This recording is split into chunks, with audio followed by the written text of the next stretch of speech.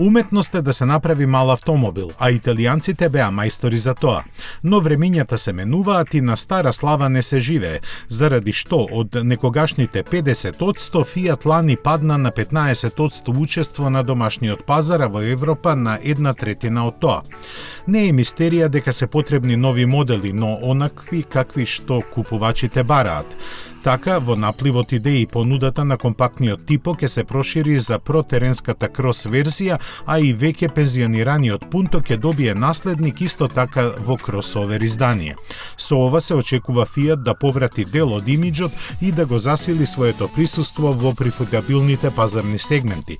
Ќе биде обновена и моторната понуда, која ќе вклучува повеќе хибриди, а идната соработка со PSA треба посилно да ја воведе и електриката. Се разбира, основата и понатаму ќе ја сочинуваат семејството 500, а ќе преживее и Панда.